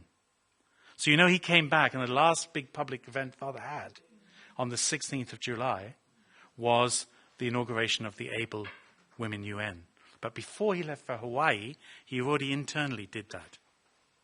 And then when he got to Hawaii, he could declare this. He could declare this ceremony. God and true parents are manifested as a perfected being who has achieved completion, unification, and oneness. The day when the original creation's heavenly family starts. That is, ultimately the Foundation Day. Father was preparing all the last little absolute details to absolutely secure the preparation for Foundation Day. The day when the heavenly nation starts as the expansion of the heavenly family. So what is the heavenly nation? It has only one origin. Its origin is, God, true parents, true children, heavenly family. 3 stages. And of course also that, the foundation is there is God's wedding and the coronation ceremony of the true parents of heaven, earth, and humankind. And that Foundation Day ceremony, because, true parents are standing there as the King of Kings, what does it mean? It means also substantially we are seeking to bring heads of state and government for Foundation Day. Actually, of course, we're seeking to bring heads of state and government right now to Father Sungwa. So there's a big battle going on. Please have it in your prayers. There's a big battle going on. Who can come from the world to Father Sungwa? And there's so much interest.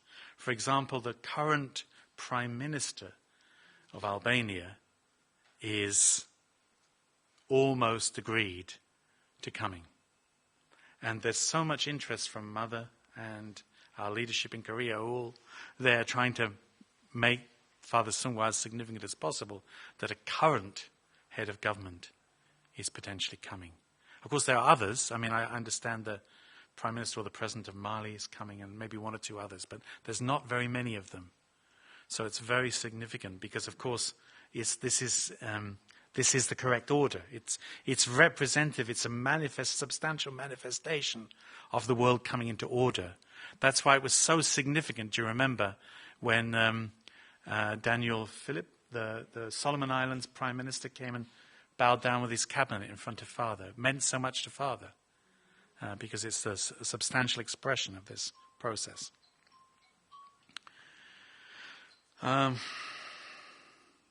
Foundation Day starts in the original creation's Garden of Eden.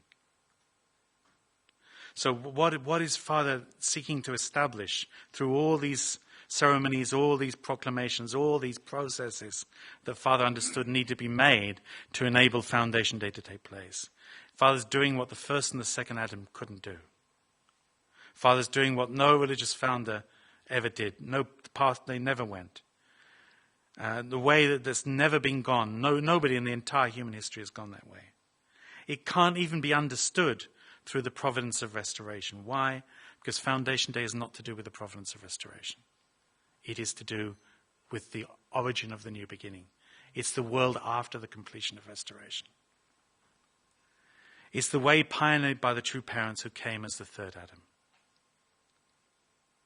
So it is the completion of restoration.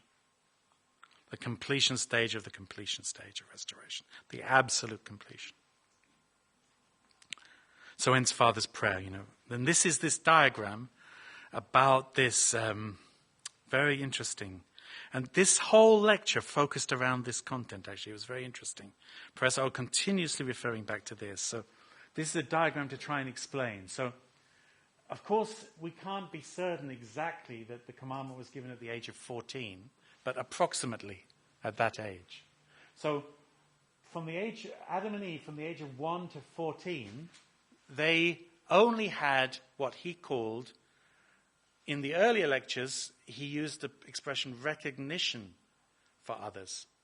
But in the later lectures, he used awareness for others. So it means prior to 14, they only heard the voice of God, and they only had a mind, a heart for God and others. They didn't have any mind or heart. They didn't have any tendency. They didn't have any inclination to consider things centering on themselves. They just didn't have it. Didn't exist in them. And they only were able to hear the sound of God or the voice of God. That's the way he described it. But from approximately the age of 14, God gave the commandment. And why did God give the commandment? He said, originally there's no need for a commandment because there's one woman and there's one man. So you don't need to command anything.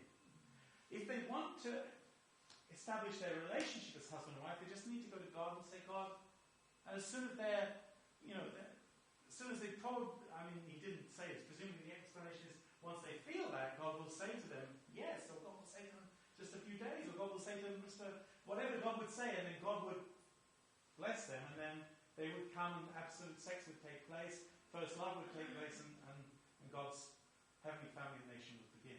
So there wasn't a need for a commandment. Where does the need for the commandment arise? Is because God can see the archangels not just hearing God's voice.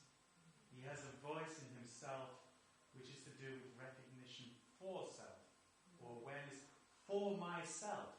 Not for God and others, for myself. So he's got a type of thinking going on in there which is not for God and other people. It's for myself. And he explained what's that to do with? That's to do with feeling decrease of love. Because is there a decrease of love?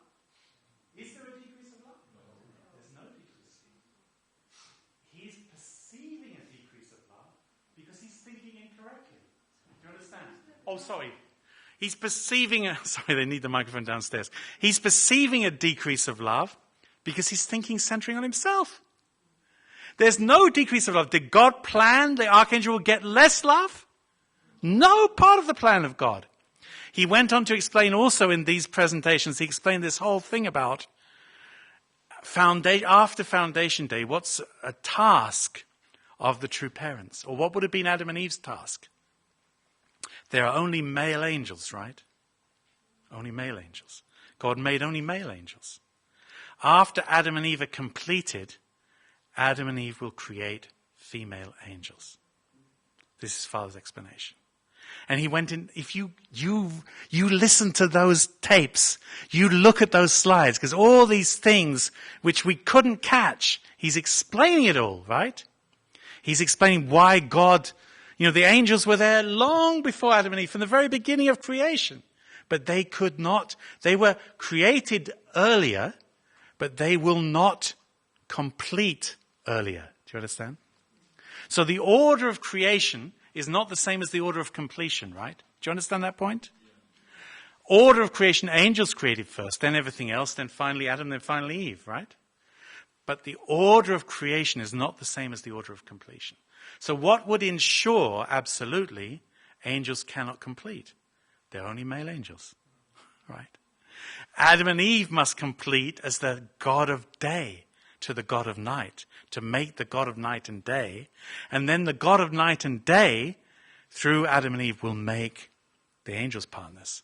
So Father said these things recently. Did you hear this about the archangel being like an uncle, being like to Adam and Eve, being like a cousin, being like almost like a brother to God? He told all sorts of things which revealed to us that the archangel's position is not quite how we understood it before. Something different there. Anyhow, when God felt the archangel had recognition for myself, awareness for myself, then God gave the commandment to the archangel and to Adam and Eve. So they shouldn't. It was forbidden. They shouldn't have relationships. So then, from 14 to 16, there's another period, right? This is the period, and the fall, the implication here is the fall was approximately at the time of 16. But already from 14 to 16, they're not in the original Garden of Eden. So in the process of restoration, so after the commandment was given, Eve had awareness for others. But from the archangel's awareness for self, she acquired also a capacity to hear the archangel's voice. So before only heard God's voice, only heard God's sound. But after that moment, the commandment was necessary because actually there was a danger they could hear the archangel's sound or the archangel's voice. So they were between God's voice and the archangel's voice. And of course, therefore, they had to be able to discriminate between the two. So God's guidance was very clear. Don't eat the fruit. But archangel's guidance was different, of course. You can eat the fruit. The fruit is the fulfillment of your being. You need to have sexual relationship. And ultimately, of course, to Eve, you need to have sexual relationship with me. So in terms of the restorational process, do you see it says at the bottom there, completion of restoration 1, no original sin. Completion of restoration 2, no awareness for self. So Father's explaining to absolutely remove all trace of the fall, not only is it needed to have a condition to remove the original sin, we actually need to get back to the place before the commandment. We need to get back to the Garden of Eden before any trace of that type of mind. So we should return to the point where we only hear the voice of God and where we only have awareness for others or recognition for others, not for self. So he made very, very profound point of that, very important point of that. And this connected to, what Father's been doing even in these recent times, right up in these last couple of years, just in preparation for Foundation Day. So this chart then is explaining it again. So, age, from age to 1 to 14, from their birth, of Adam and Eve, and then 14 to 16 is the period of the commandment, and then after 16 is the period after the fall. So before 14, they only had one word from God, or one human responsibility. That was a positive direction from God. What they should do, they should fulfill the 3 great blessings. But after the time came necessary for the commandment, God spoke to them in terms of what they should not do. Different, do you understand? It's different. What they shouldn't do. And after the fall, what's our human responsibility? Human responsibility is we have to make the foundation to receive the Messiah before God can send the Messiah. So the sound, up to 14, they only hear God's sound or God's voice. 14 to 16, they hear God's voice, but also they can hear the archangel's sound. And then after the fall, fundamentally, we're cut off from God's voice. We just hear the archangel's sound. Even, I think the implication is, even the good words that came from God, from saints and sages and so on, these are good archangels. Do you understand? That sort of role. Awareness of original sin. Awareness and original sin. That's the next category going down. So before 14, only awareness for others. 14 to 16, awareness for others and awareness for self. And after the fall, after 16, original sin and awareness for self is the predominant type of mindset coming from Lucifer, coming from Satan. Realm of dominion, we're in the indirect dominion in both those 2 earlier periods, but after the fall, of course, we're under Satan's dominion. So earlier there's 1 tradition and lineage, then there's 2 traditions emerging. Do you understand? There's a struggle for possession of Adam and Eve and to set the lineage and the tradition. There's a struggle going on in a sense because Lucifer already has this mind. And then after, then the archangel's tradition is established. The archangel's tradition, lineage and resemblance, which has to, of course, be recovered to God's 1 tradition, 1 lineage, and 1 resemblance. Like we read about the candle, right? Exactly the words from the candle. 1 tradition, 1 lineage, 1 resemblance of God. So we have to go back, to recover it all. So the point is we have to get back, not just to past the original sin, but we have to get back to as it were, before 14, to the time of 1 tradition, 1 lineage, and 1 resemblance. So that's this restorational process.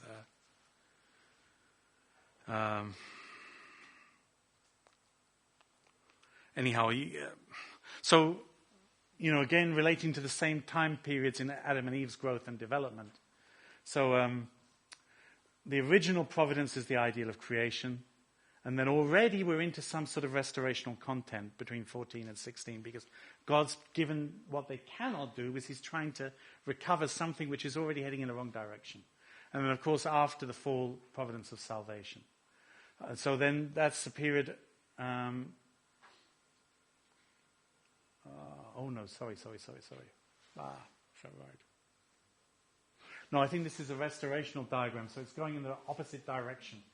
It's all going in the opposite direction, right? Do you see? So, it's the stages. So we're trying to get back to before 14. We're trying to... We're trying to return to the ideal of creation. Do you understand? So you read the diagram from right to left, in a sense. So we're going from cleansing original sin to cleansing awareness for self. So we only have awareness for others. We're going from funeral to sungwa ceremony to songwa ceremony, right? We're going from salvation to restoration. And then finally he used this word that Father started to use now. I forget the Korean, it's over the page, I think it's the next page. Father used this word of returning. Coming back to the point before the commandment is not restoration, it's returning. Returning to the Garden of Eden, the place before any trace of the fall. So returning to the Foundation Day culture, which is the position of awareness for others, 1 tradition, 1 blood lineage, 1 resemblance. So Foundation Day is from the place of the completion of restoration. So Foundation Day marks the completion of restoration. So it's the place where we returned, and that word. Do you see the Chinese character there after returned? That's hui gui. Means returning and attaching to the rear. It means we get back to the place before the commandment was necessary, where there's no awareness for self. And there we attach ourselves to the true parents and the heavenly family, and we absolutely stick with them, stay with them, follow them, because nobody else can lead into the new world. The new world starts with true parents of heaven, earth, and humankind, God of night and day, and the heavenly family. And, mentions there about the Songhua ceremony of David as Sikkim being the first one.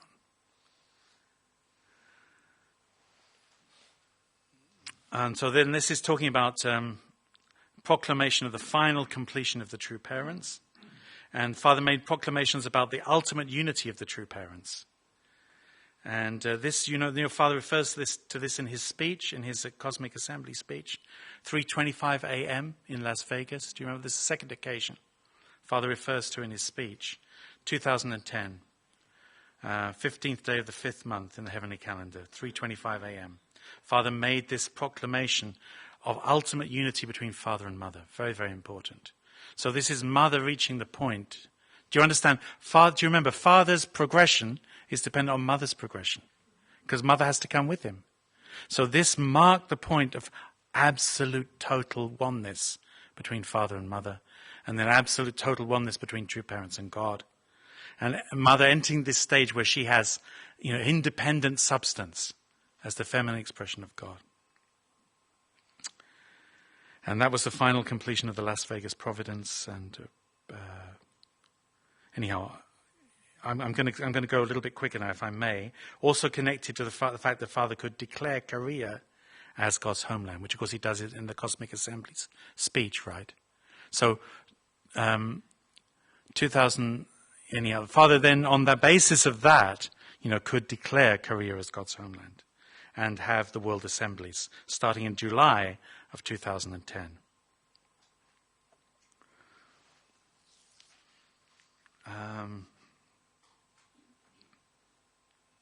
So this is another proclamation of life in the age after the coming of heaven. And this connects with Father and Mother's 52nd anniversary of their holy wedding in last year on the 16th day of the 3rd month in the heavenly calendar, which was their 52nd wedding anniversary. And it's also the proclamation, it connects also going further back to, do you remember when Father was in Yesu, 5:5, Father was using his 2 sets of 5 fingers to explain about the era before the coming of heaven, the era after the coming of heaven. And Father spent and that same number of days in Yesu as the years of his life to make a new beginning. Do you remember that timing? And the life in the age after the coming of heaven begins to happen, begins to unfold. Father said that on the 52nd wedding anniversary. And then, of course, Father came to Europe to do his speaking tour. Did 8 nations in Europe, including Istanbul. Went back to Las Vegas. And then after Las Vegas, went to Nigeria. When in Nigeria, when he was in direct meeting with Goodluck Jonathan, the president, he talked to him about one tradition, one blood lineage, one resemblance, that core content. That was on the 15th day of the 7th month by the heavenly calendar. And then again, another proclamation, completion of the providential ultimate purpose. That was achieved, and Father talked about it at that time in 2011, 3rd day of the 7th month. Completion, perfection, and completed perfection. In other words, completeness sort of thing of the first, second, and third Adam. And Father was declaring this absolute completion of the providence of restoration, because the absolute completion of the providence of restoration is the point that is marked ultimately by the foundation day. So also completion of the year of Hundoke. So then this is also connecting with the new Songhua ceremony. And then Father declared, this is very interesting, isn't it, compared to seeing what we've just been studying. So this is the 14th day of the 10th month. This is the anniversary of Father's liberation from Hungnam last year. Father said in his speech on that day, we entered the month before the commandment. So what we studied before, right? We need to get back before the commandment. So we're going back. And Father explained, We entered the month before the commandment. Father's desperately trying to get back to that place to prepare for Foundation Day. That place is entered before entering the perfection of the Creator. The completion of restoration is the place before the commandment, before do not eat of the fruit of the tree of knowledge of good and evil. And then do you remember, true parents' birthday time, they gave these awards. Again, they gave 1,200 awards. Some of us received those awards. But at the same time, Father suddenly added to those who could receive the award another category. Do you remember what that category was? There were certain, ways we could measure our achievement to get the award. But then Father suddenly added another category which didn't have to achieve any of those things. They just had to be pregnant. Do you remember? Father added that category. And that connects to the fact that already through getting back to the month before the commandment, it means they belong, the children conceived from that day, 2011-10-14, which is 471 days before Foundation Day, they already are conceived in the Garden of Eden. In other words, their birth is already a sungwa ceremony. They don't belong to the fall. They don't belong to the fall. So Father, in a sense, advanced the grace of Foundation Day so that those who are pregnant could receive that award. And then through the re-blessing on Foundation Day and through receiving the heavenly seal, we also will then be registered as citizens of the heavenly nation, which will begin on that day. So this is then the proclamation of the final lesson and order which Father made on the 7th day of the 11th month last year, which converts the lineage. It's a process Father's preparing for Foundation Day. So Foundation Day can be the absolute conversion of lineage. If you listen to the soundtrack, you'll get more than I'm telling you here, because I'm not feeling I'm telling you enough. Also, of course, Professor O couldn't share everything. Sometimes he had to reduce what he explained. So then also there's another proclamation of the memorial of the greatest victory of Chunulguk. The eternal victory has been perfected enough to be memorialized. Completion and perfection of Chunulguk has been finished, Arju. Completion of the union of true God and true parents. God has been completed, perfected, and completely perfected, Arju. Father said these things. He said these things on that day. Heaven has been completed through attendance. And then again, another proclamation. And this connects to perfected unification, oneness, and perfection of the realm of oneness of the true parents. And this is connected to the proclamation of the foundation of the Women UN. And this is the earlier proclamation that Father made before they went to Hawaii. And then in Hawaii, as you remember, Father declared Adam and Eve achieved perfected unification, oneness, and perfection. So Father had that ceremony then in Hawaii with Mother.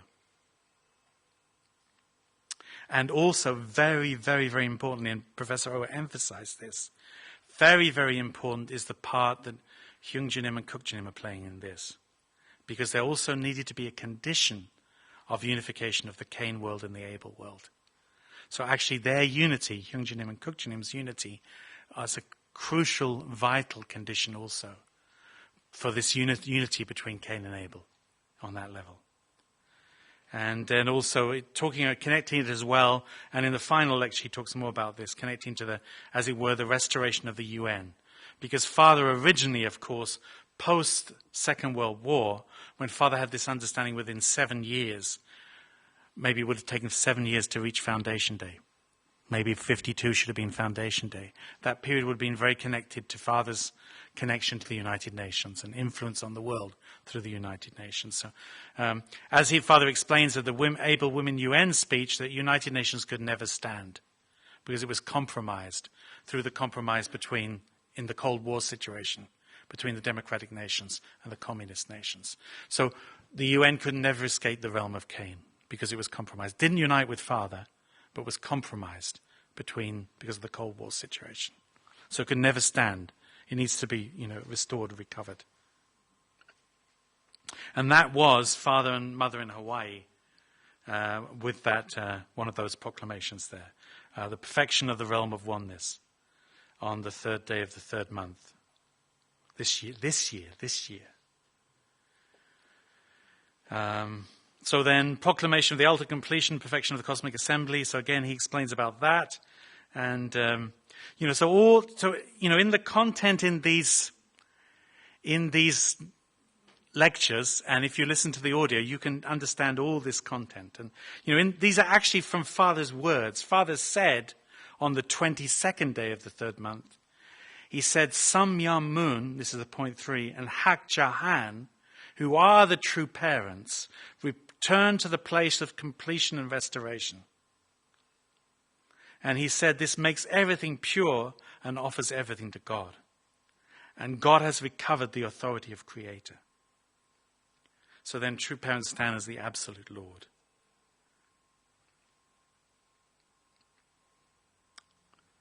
And that's that proclamation there in Las Vegas. So Father's been, building up all these conditions through his profound understanding of what was lost and what needs to be recovered to absolutely complete everything. So Father could say in these last, couple of years, repeatedly talk about everything's completed, finalizing everything in preparation for Foundation Day. Very important point here. Foundation Day and mission of the blessed families. So at Foundation Day, what will happen? We will be reborn in the place of completion of restoration, in the place where there should only be awareness for others. So our preparation for that, internally, of course, is to purify ourselves and try to remove from ourselves all traces of the fall. Try to remove from ourselves awareness for self, this type of wrong mind. Cleanse the recognition for self and eliminate the cause in that sense. How do we do that? In terms of the spiritual world, we're doing that through the 210 generations ancestor liberation and blessing. In terms of the physical world, of course, it's not just our responsibility for ourselves, because, of course, it's awareness for others, isn't it?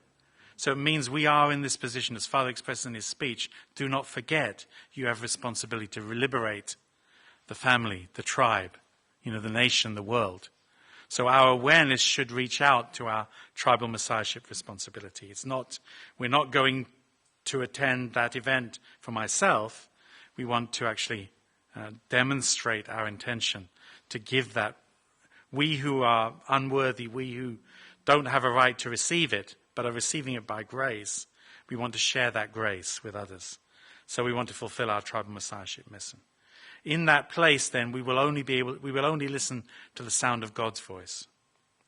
So the tribal messiahship mission, preparing people to receive the blessing on the Foundation Day time, distribution of the autobiography, studying the original divine principle and sharing the original divine principle, and keeping the practice of Hundoke. So you'll notice in all the directions from Father and also from our international president, they've been repeatedly asking us to do, in Hyungjilim's direction, international president's direction, read at least 30 minutes Hundoke every day. This we're being asked to do. We were being asked to do until Foundation Day, right? And now we're being asked to do until 25th of October, which is 53 days after Father's passing, during that period as well. Trying to help us. Minimum standard, witness to 12 and bless 3. This also is connecting to the tribal messiahship mission. So it's our way. Of course, internally purification, spiritual world, ancestor liberation and blessing, physical world, tribal messiahship mission. Okay, so I'll finish probably with these next few slides now. Of course, there's a lot more. So this is diagrammatically explaining then God as the first generation, true parents as the second generation, and true children as the third generation. This is the heavenly family, right? 3-stage completion of the heavenly family. It means origin, division, union, action becomes the 4-position foundation. This is the minimum unit, the starting point, the heavenly family out of which the heavenly nation comes. So what about blessed families? So then in terms of the blessed families and their connection to the true parents, first generation is true parents, second generation is the blessed couple, third generation is their children in that sense. So key word of the foundation day is let's live together. So we're coming to the conclusion. Let's live together in the place before the commandment. So in the place where there's no trace of the fall. Let's live together in the place where there's only awareness for others. Let's live together in the place where we only hear God's sound, where we only hear God's voice, we don't hear the archangel's voice. Let's live together centered on one tradition, one blood lineage, one resemblance, which means, the heavenly order, starting from God of night and day, true parents of heaven, earth, and humankind, and the heavenly family, centered on that heavenly family. We establish then the heavenly nation. So, Trinit Guk, the place where God resides. Let's live together attending the true parents of heaven, earth, and humankind. So the heavenly nation is created centering on the heavenly family. He's emphasized that point over and over and over again, the point of order. And he emphasized a lot more than I've done, the very profound significance of father and mother, absolute total oneness, but then also the very great importance of Cain and Abel unity, represented by the achievement of the true children through Hyungjinim and Kukjinim. So the heavenly family is the heavenly couple, heavenly parent, and heavenly children. The heavenly nation is the heavenly family and the blessed families, who are both Cain and Abel families. The heavenly nation is the world of order, true order, centered, connected to God through the place of absolute sex. That's the heavenly world. So from that one origin, all beings come into existence. Or in a sense, we're all reborn, or the new world, the Trinit Guk, begins. In that world, as Father said on that day on the Day of Victory of Love this year, he had that ceremony, there's only one religion. Only one religion. Centering on the true parents of heaven, earth, and humankind. So Father took command of that moment as the starting point, the creation point of the heavenly nation. So that's only 2 of 4 lectures. So I'll just say a prayer and we will conclude there. Dearest Heavenly Father, there's so much we don't really understand. And of course, even we start to grasp it in our minds. We start to understand a little bit intellectually. And with the help of Professor O, we can put together all these words that Father's been sharing. But to get it from our intellectual mind into our deepest heart, we want to really try to do that before Foundation Day. In fact, we want to be doing that already, because in a few days' time we need to really pay our respects, as we are during this Seonghwa period, with the universal Seonghwa ceremony for our true Father. And obviously, in tribute to him and his extraordinary life, all this amazing work that nobody knew needed to be done, but the Father understood, because he really captured the centrality, the core of all the truths, which is absolute sex. Father understood what needed to be recovered. And as step by step, proclamation by proclamation, been fighting to recover that, to not leave this world before he'd already established everything, so we could receive such enormous grace on Foundation Day, to be reborn through the benediction prayer, and to be able to be citizens of Trinit Guk, to be able to be the direct descendants of the true parents of heaven, earth, and humankind, in a ceremony officiated by the God of night and day. Father, we can say the words, but we don't really in our hearts know what this incredible gift, what this lifelong, passionate, absolute devotion, this absolute faith in the principle that Father had, resembling the absolute faith that you, God, had in your principle, even when it all went wrong. And the absolute love that Father had to invest and forget, be betrayed and misused and accused and mistreated, but to keep giving and giving and giving. This is absolute love. And then absolute obedience from Father's point of view is to make that foundation day and to substantiate what you've been waiting for, to end your bachelor time and to let you have your marriage, your wedding day, your registration of marriage, Heavenly Father, which precedes our rebirth, and then the registration of our own marriages under the authority of the heavenly nation, under the authority of Chonoguk. Thank you, Heavenly Father. Please help us to put these things deep in our hearts and find the courage and the energy to internally and externally prepare ourselves for Foundation Day. And also for this moment where we bid farewell to our true Father with all the love and respect that connects our heart to his heart, because in the end, being reborn is a matter of heart. We cannot be reborn again in our bodies. Thank you so much, Heavenly Father, and please let the grace of this content flow to all of our brothers and sisters, and beyond them to our tribes and to our nations and our world. Thank you so much. Offer this prayer on behalf of everybody here in deepest gratitude. In my name, Tim Miller, blessed Central Family. Adieu.